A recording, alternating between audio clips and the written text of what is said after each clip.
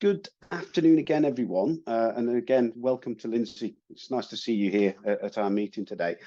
I thought that I'd just give you a little bit of an insight into some of my working practices today, because, I babble on each week and there's different things that come along. It is quite flexible and I would say, multifaceted in the things that I do, but a lot of it does sort of like link together. So the products and services that PENSA Psychology currently offer are what we've got on the screen there. So regarding the wellbeing strategies and policies, now this depends on what the organization wants, but the way that we actually get to that point is carrying out thorough diagnostics of current practices that they might have, how they're looking after their staff, what condition their staff are in, what is the actual problem? Is there an exodus of staff that are leaving? Are they struggling when they're promoting, etc., and all these sort of things? So we can actually make that bespoke strategy and policy from that. Now, of course, strategy and policy are one thing, but putting that into action is the next stage of that. So that's pretty much the rest of the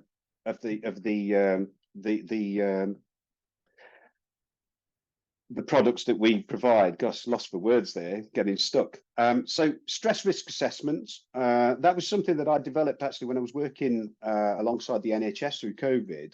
And as you can imagine, there were some teams that were really showing some strange behaviours for very just and tangible reasons, really, with exactly what was happening with them. So there was a lot of people that were losing motivation. They were approaching burnout very quickly.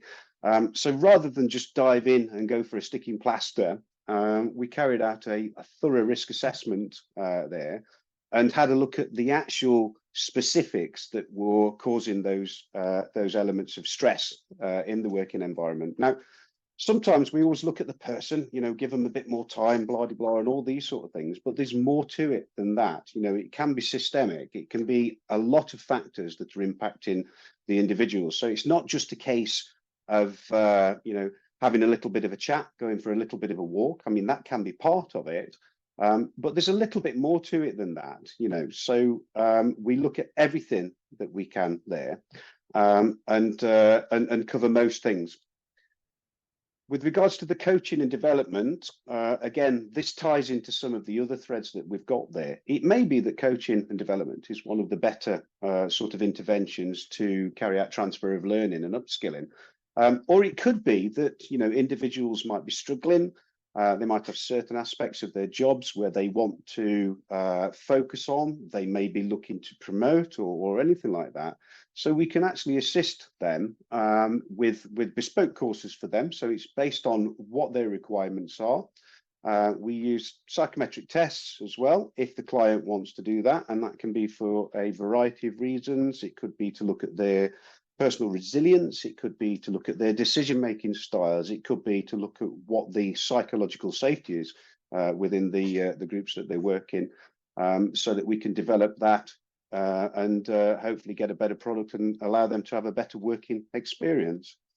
And that sort of ties into the team development and also the leadership and management development. So with regards to teams, we would specifically be looking towards developing more psychological safety, so that individuals in the team have more autonomy. They're able to perform to their optimum levels and be the best in what they can be in that way. So therefore, they integrate better. So you have a trusted environment where people can thrive.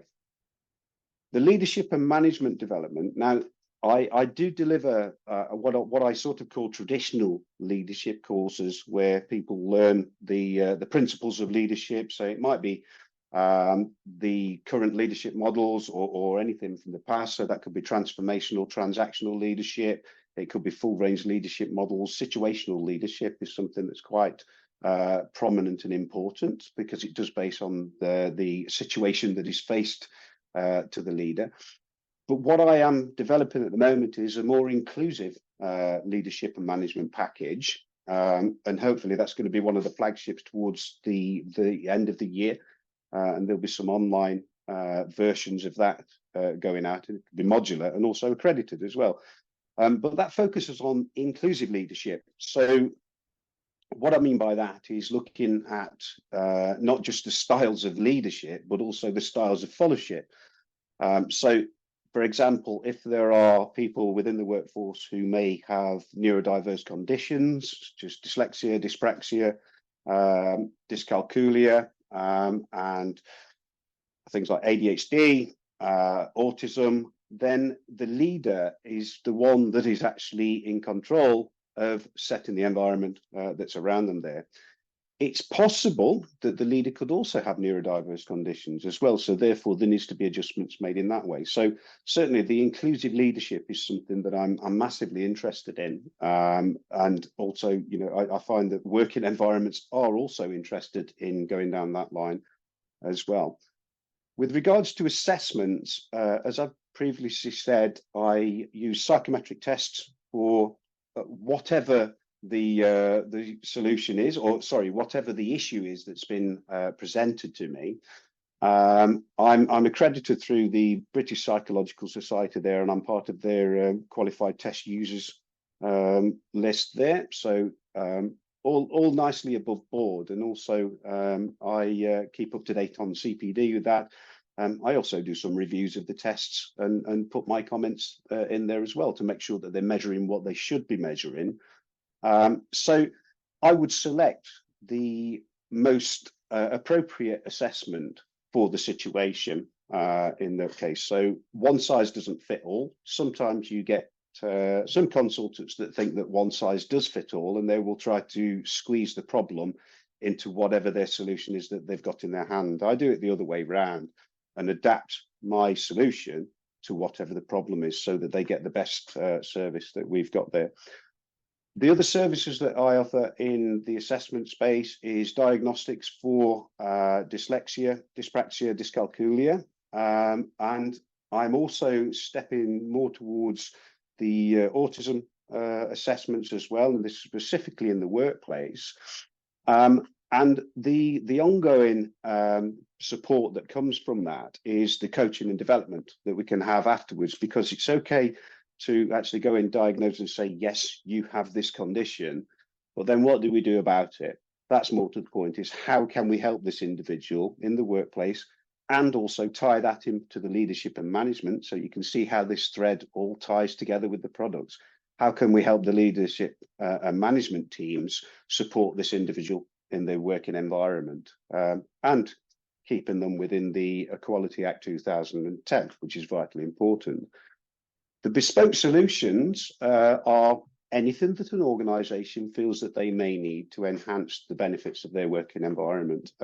So, for example, I'm currently working with North Yorkshire Dales Authority, which is absolutely fantastic. And they've asked for emotional intelligence workshops to start with. And we're also developing mental health awareness workshops. Where 2 minute dance, Sean. Yeah, I've got it. Yeah.